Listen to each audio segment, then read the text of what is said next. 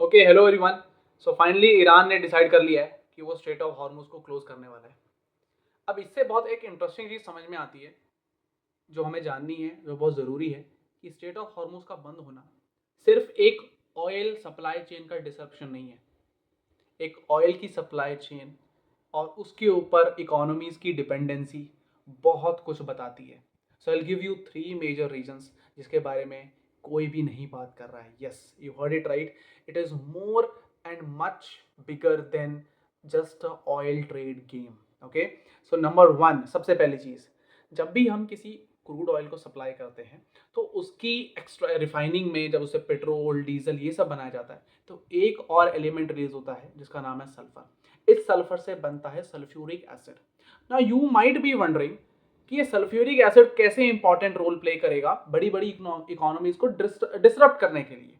जी हाँ, ये करेगा कैसे? बिकॉज यही सल्फ्यूरिक एसिड यूज होता है to extract copper and cobalt.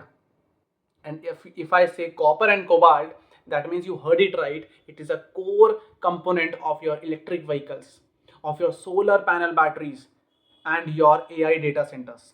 So yes, अगर ये सब अगर कॉपर और कोबाल्ट की एक्सट्रैक्शन हैम्पर हुई तो यस, इन सब चीज़ों की मैन्युफैक्चरिंग सप्लाई चेन पे भी इफेक्ट आएगा। This is reason number one. Number two, Qatar जो है through state of Hormuz Taiwan की 30% एलएनजी सप्लाई करता है। बट ताइवान ही क्यों? क्योंकि ताइवान जो है वो पूरी ग्लोबल सेमीकंडक्टर्स, एडवांस माइक्रोचिप्स की सप्लाई चेन को कंट्रोल करता है। और अगर ताइवान के पास एलएनजी यानी कि एनर्जी नहीं पहुंची, ताइवान अपनी एनर्जी रिक्वायरमेंट्स नहीं फुलफिल कर पाया, तो कहीं ना कहीं ग्लोबल एडवांस माइक्रोचिप की सप्लाई चेन भी हैम्पर होगी। Last but not the least, this route also controls 33% export of that raw material जो आर्टिफिशियल नाइट्रोजन बनाने में यूज होता है। और यही आर्टिफिशियल नाइट्रोजन जो है फर्टिलाइजर्स में यूज होता है, on which half of the world population is depended.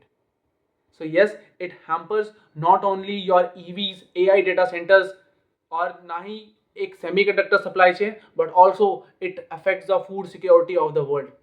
So Iran has a plan much bigger than we think and then the US think. So I hope आपने समझा होगा कि जो सोशल मीडिया पे जो ये सिर्फ ऑयल गेम के अराउंड बात चल रही है कि ऑयल डिसरप्ट होगा, ऑयल प्राइसेस बढ़ेंगे, it is much bigger than that my friend.